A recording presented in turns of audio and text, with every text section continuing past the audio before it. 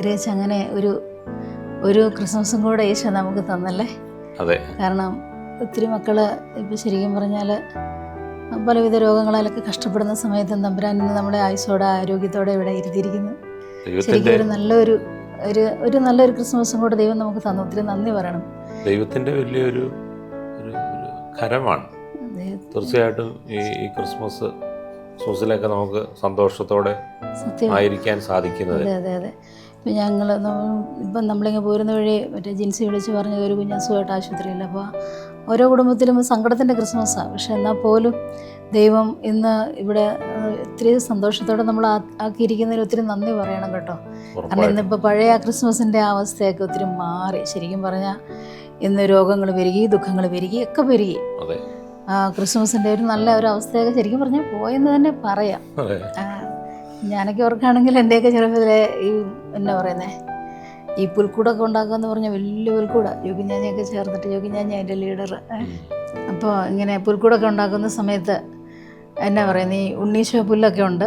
അപ്പോൾ അത് ഒക്കെ വെട്ടിക്കൊണ്ട് വന്നിട്ട് ഒരു വലിയ പുൽക്കൂടമാണ്. കാരണം എന്താണെന്ന് വെച്ചാൽ ഈ നമ്മളീ അന്നൊന്നും ബൾബൊന്നും ഇല്ലല്ലോ. ബൾബ് ഉണ്ടെന്ന് വെച്ചാൽ ഇങ്ങനത്തെ ഇപ്പോഴത്തെ ഇലുമിനേഷൻ ബൾബ് അങ്ങനത്തെ കാര്യങ്ങളൊന്നും അല്ലല്ലോ ഉപയോഗിക്കുന്നത്. നമ്മൾ ചിരട്ടയ്ക്കകത്ത് ഇങ്ങനെ മണ്ണ് വാരിയിട്ട് ചിരട്ടയുടെ സൈഡിൽ ഇങ്ങനെ എന്താ പറയുന്നത് കടലാസ് ഒട്ടിച്ച് അതിനകത്ത് തിരിവെച്ച് കത്തിച്ച്, ശരിക്കും പറഞ്ഞാൽ നമ്മുടെ റോഡ് മുതൽ വീട് വരെയൊക്കെ അങ്ങനെ. അത് കഴിഞ്ഞിട്ട് പുൽക്കൂട്ടിൽ ഒക്കെ ഭയങ്കര ഒരു രസമായിരുന്നു. കാരണം എല്ലാ പിള്ളേരും ഒക്കെ ഒരുമിച്ച് കൂടിയിട്ട് നല്ലൊരു ഭംഗിയായിരുന്നു അതൊക്കെ. പിന്നെ രാത്രി പള്ളിയിൽ പോകുമെന്ന് പറഞ്ഞാൽ അതൊക്കെ അന്ന് കുഞ്ഞിലേക്ക് പള്ളിയിൽ പോകണം എന്തിനാന്ന് ചോദിച്ചാൽ എന്താ പറയുന്നത്, അത് ശരിക്കും ഉണ്ണീശോയുള്ള സ്നേഹം കൊണ്ടാണെന്നൊന്നും അറിയത്തില്ല, അങ്ങ് പോകുക അത്ര തന്നെ. പിന്നെ എനിക്കൊരു അനുഭവം ഉണ്ടായിരുന്നു.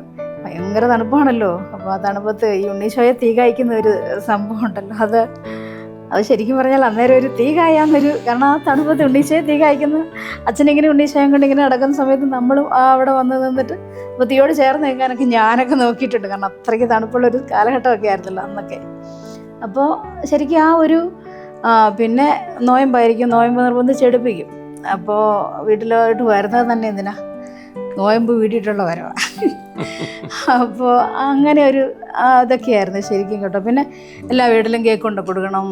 ഇവിടുന്ന് പിന്നെ അവിടെ എൻ്റെയൊക്കെ ചെറുപ്പത്തിൽ ഞങ്ങൾ താമസിച്ചിട്ടുള്ള സ്ഥലത്തൊക്കെയാണ് ഒത്തിരി ഹൈന്ദവരായിട്ടുള്ള കുടുംബങ്ങളുണ്ടായിരുന്നു. പക്ഷെ അവരൊക്കെ ഒത്തിരി ഭയങ്കര സ്നേഹമായിരുന്നു. കാരണം ആ വീട്ടിലെല്ലാം ഞങ്ങളെ കേക്കുമായിട്ട് പറഞ്ഞു വിടും. അവരിങ്ങോട്ട് വരും ഉച്ചയ്ക്ക് ഭക്ഷണം കഴിക്കാനൊക്കെ ആയിട്ട്. അപ്പോൾ അങ്ങനെയൊക്കെ ഒരു ശരിക്കും പറഞ്ഞാൽ നല്ല ഒരു സാഹോദര്യത്തിൻ്റെ, സ്നേഹത്തിൻ്റെ, സന്തോഷത്തിൻ്റെ ഒക്കെ ഒരവസ്ഥയായിരുന്നു അന്നത്തെ ക്രിസ്മസ്. ഇന്ന് ശരിക്കും പറഞ്ഞാൽ ഒരു ആഘോഷത്തിൻ്റെ മാത്രം ഒരു ലെവലിലോട്ട് ഒതുങ്ങിയെന്നൊക്കെ പറയാം. നമുക്ക് ശരിക്കും പറഞ്ഞാൽ എവിടെ നോക്കിയാലും ഒരു സന്തോഷമില്ലാത്തൊരു സാഹചര്യമാണ് എൻ്റെ ഒരു കാഴ്ചപ്പാടിൽ ഇന്ന്. കാരണം എന്താണെന്ന് ചോദിച്ചാൽ മനുഷ്യരെ ഓരോന്നിൻ്റെ പേര് വേർതിരിച്ചൊക്കെ നിർത്തുന്ന ഒരു അവസ്ഥ. പിന്നെ കണ്ടാലൊന്ന് ശരിക്കും അത്രമാത്രം. അപ്പോൾ അങ്ങനെയൊക്കെ ഒരു സാഹചര്യമൊക്കെ എനിക്കിന്ന് തോന്നാറുണ്ട് കേട്ടോ. ശരിക്കും ഞാനിത് പറഞ്ഞപ്പോഴാണ് എൻ്റെ കുഞ്ഞു പ്രായത്തെ ഞാനിങ്ങനെ ഓർക്കുന്നത്.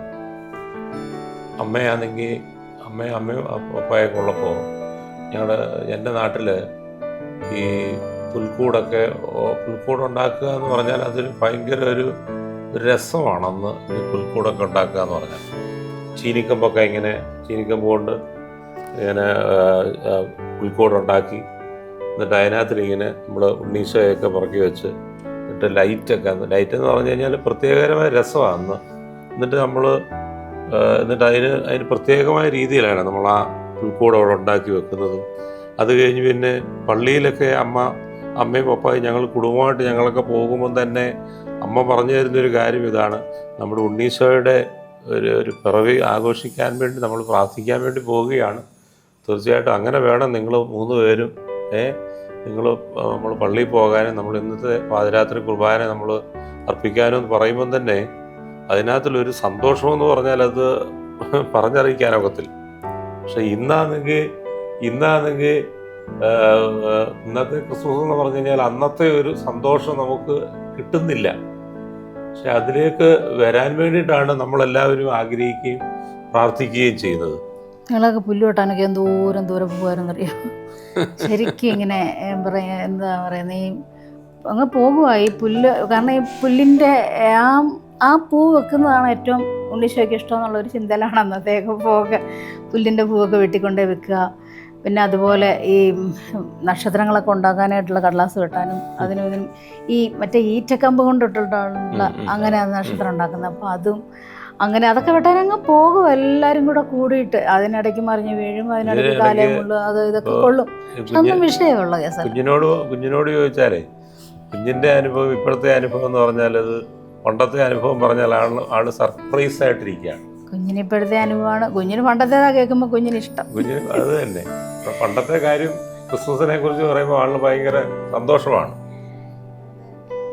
കുഞ്ഞിന് എന്തുവാ അന്ന് കഴിഞ്ഞ പ്രാവശ്യമാണെങ്കിലും പള്ളിയിലൊക്കെ പോയതും നമ്മൾ ഇവിടെ മലങ്കരയിലേക്കാൾ ഒന്നുകൂടെ കൂടുതൽ ആളൊക്കെ ഉള്ളത് സിറോ മലബാറിലാണല്ലോ ഞാൻ. അപ്പോൾ അന്ന് ചേരുംകുഴി പള്ളിയിലൊക്കെ പോയ സമയത്ത് കുഞ്ഞിന് ഭയങ്കര സന്തോഷമായിരുന്നു എന്നാ പറയുന്നത്. ഞാൻ അന്നാണ് ഫസ്റ്റ് ടൈമായിട്ട് പാതിര കുർബാനയ്ക്ക് പോകുന്നത്. കാരണം ഞങ്ങൾ മലങ്കര ആയതുകൊണ്ട് ഞങ്ങൾക്ക് അവിടെ 24-ാം തീയതി തലേദിവസം വൈകുന്നേരം കുർബാന കഴിയും. പിന്നെ 6 മണിക്ക് കുർബാന തുടങ്ങും. അപ്പോൾ ഒരു 10 മണി ഒക്കെ ആകുമ്പോഴത്തേനും എല്ലാം കഴിഞ്ഞ് ഞങ്ങൾ വീട്ടിൽ വരും.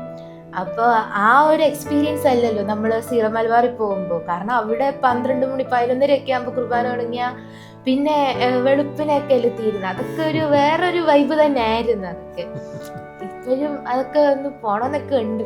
ഈ കുഞ്ഞു പറയുമ്പോഴാണ് ഓർക്കുന്നത്, ഈ ഞങ്ങളുടെ വീട്ടിലെ ക്രിസ്മസിന് നമ്മുടെ കേക്ക് മുറിച്ച് കഴിഞ്ഞാൽ ഞങ്ങളുടെ അയൽവക്കത്തെ എല്ലാ വീടുകളിലും കൊണ്ടു കൊടുക്കും.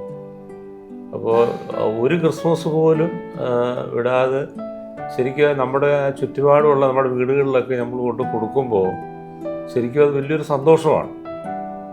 അത് പറഞ്ഞു കഴിഞ്ഞാൽ അത് പറഞ്ഞാൽ തീരത്തില്ലേ. പ്രത്യേകിച്ച് അവർ അതുപോലെ പിന്നെ നമ്മൾ പള്ളിയിൽ നിന്നൊക്കെ കരോളിറങ്ങും. കരോളൊക്കെ ഇറങ്ങുമ്പോൾ വീട്ടിലെ ക്രിസ്മസ് ഫാദറിനെ കൊണ്ടൊക്കെ വരുമ്പോൾ അത് പ്രത്യേകതയാണ്. അതിൻ്റെ കൂടെ നിന്ന് നമ്മൾ കൈയൊക്കെ കൊട്ടി നല്ല ആടിപ്പാടി ശരിക്കും ആ ഒരു വലിയൊരു ഭയങ്കര അന്നത്തെ ആ ക്രിസ്മസൊക്കെ ഓർക്കുമ്പോൾ തന്നെ ഒരു പ്രത്യേകതയാണ്.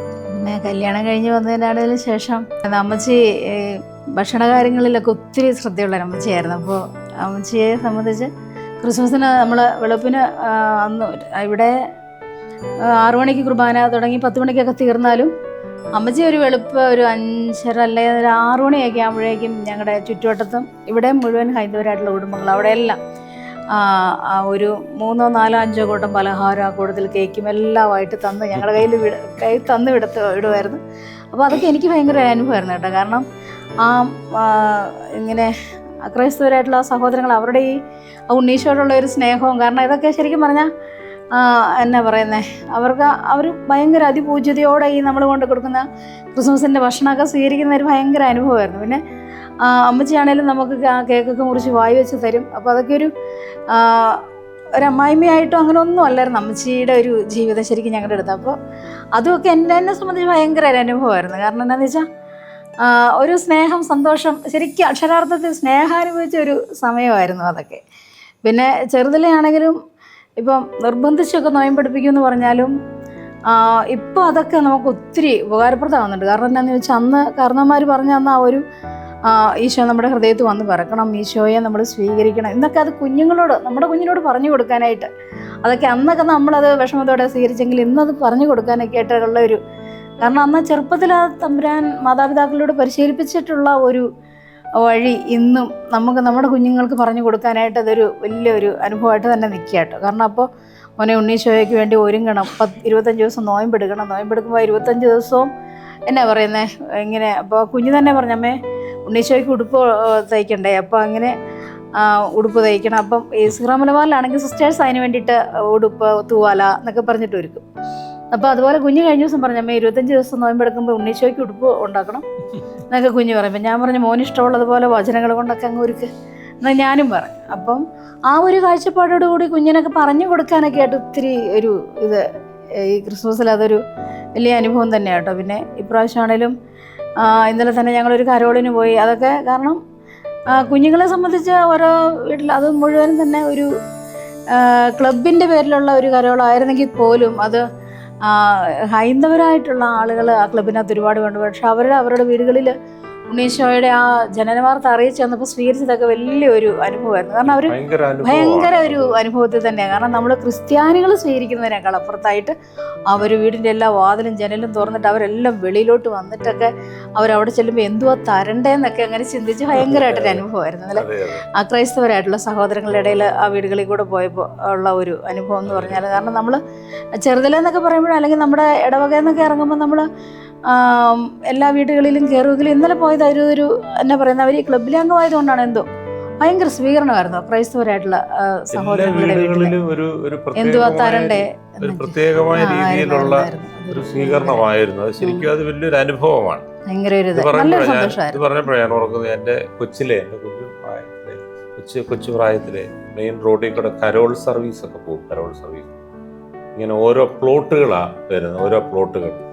ഈ പ്ലോട്ടുകൾ കാണാൻ വേണ്ടിയിട്ട് മാത്രമായിട്ട് ഞങ്ങൾ ആ സിറ്റിയിൽ പോയി അവിടെ പോയി നിൽക്കും. പ്രത്യേകിച്ച് എന്ന് പറഞ്ഞാൽ അന്ന് ബസ് കുറവാണ്, എന്നാൽ പോലും ഉള്ള ബസ്സിനുമൊക്കെ കയറി അവിടെ കയറി ഞങ്ങൾ ഈവനിങ് ടൈം, ഒരു വൈകുന്നേരത്തെ ടൈം, ആ ടൈമിൽ പോയി ഇങ്ങനെ നോക്കി നിൽക്കും. അപ്പോഴും ഇങ്ങനെ ഓരോ പള്ളികളുടെ ഓരോ ക്ലബ്ബുകളുടെ ഈ ഉണ്ണീശോയുടെ ഓരോ രീതിയിലുള്ള പ്ലോട്ടുകൾ ഇങ്ങനെ അവരിങ്ങനെ കടന്നു പോകുമ്പോൾ ഈ ഉള്ളിൽ അന്ന് വന്നൊരു ചിന്ത ഇതാണ്, എൻ്റെ ഉണ്ണീശോയാണ് ഇവിടെ പൂജാതനായത്.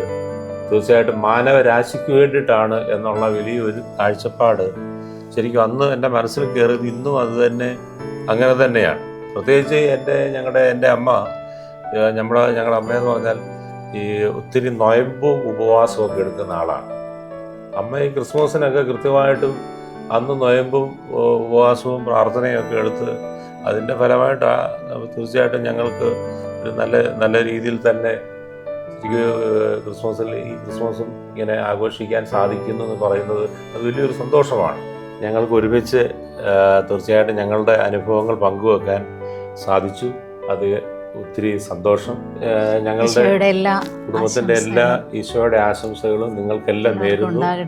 ദൈവം നിങ്ങളെ എല്ലാവരെയും അനുഗ്രഹിക്കട്ടെ.